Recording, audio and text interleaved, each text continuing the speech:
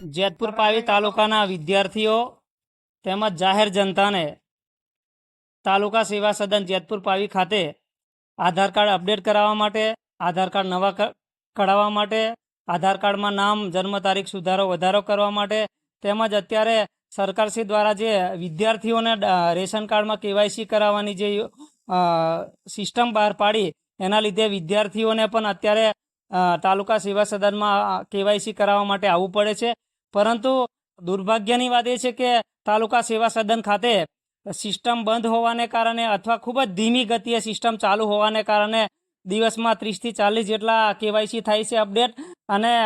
200 થી 250 જેટલા લોકો રોજ ધક્કા ખાઈને અઠવાડિયાથી હેરાન પરેશાન થઈ રહ્યા છે. આધાર કાર્ડની બાબતમાં પણ માત્ર એક જ ઓપરેટર, અને તે પણ આંગણવાડી ખાતામાંથી અહીંયા મૂકેલો છે. સરકારની કોઈ અહીંયા સિસ્ટમ ઊભી કરવામાં આવેલ નથી. એના કારણે પણ હજારો લોકોને રોજનો પોતાનું ભાડું બગાડીને, રોજનું પોતાનું કામકાજ છોડીને એક અઠવાડિયા સુધી જો ધક્કા ખાવામાં આવે છે, તો અમારી આજરોજ તાલુકા કોંગ્રેસ સમિતિ વતી અહીંયા મામલતદારશ્રીને આવેદનપત્ર આપ્યું છે, અને અમારી માંગણી છે કે આવનાર એક અઠવાડિયામાં આ બધી સિસ્ટમ અપડેટ કરવામાં આવે, વધારાની સિસ્ટમ મૂકવામાં આવે, નવા ઓપરેટરો મૂકવામાં આવે. જો અમારી જે માંગણીઓ છે એ પૂરી ના કરવામાં આવે તો આવનાર 1 તારીખના રોજ અમે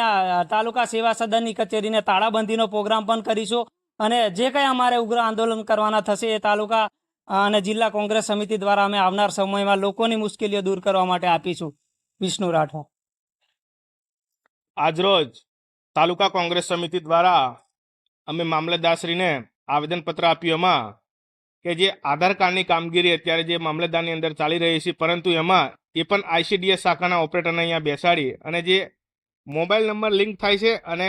એના ખાલી ફિંગર અપડેટ થાય છે. તો અમારી માંગણી એવી છે કે એનું આધાર કાર્ડ પણ નવું નીકળે, એના આધાર કાર્ડની અંદર જે સુધારો કરવો હોય સુધારો થાય, નવું આધાર કાર્ડ કઢાવવાનું હોય તો નવું આધાર કાર્ડ પણ નીકળે, અને જે રેશન કાર્ડની અંદર જે કેવાયસી ગ્રામ પંચાયત દ્વારા જે આપી છે એ જ રીતે આધાર કાર્ડની કામગીરી પણ ગ્રામ પંચાયત વાઇઝ ઓપરેટરો અને નવા આઈડી આપી અને તાત્કાલિક ધોરણે આજે લોકોને જે ધક્કા ખાવા પડે છે, સવારથી સાંજ સુધી અહીંયા બેસી રહેવું પડે છે, 40 થી 50 જણનું જ્યારે કોઈ આધાર કાર્ડની અંદર ફિંગર અપડેટ થતા હોય ત્યારે અહીંયા 200 લોકો ધક્કા ખાઈને દરરોજ અઠવાડિયાથી જતા હોય. ત્યારે અમારી લાગણી અને માગણી એવી છે કે તાત્કાલિક અમે જે આવેદનપત્રની અંદર જે મુદ્દાઓ લીધા છે એનું તાત્કાલિક અહીંયા એનું અપડેટ કરી અને એની તાત્કાલિક કાર્યવાહી કરે એવી અમારી વિનંતી છે.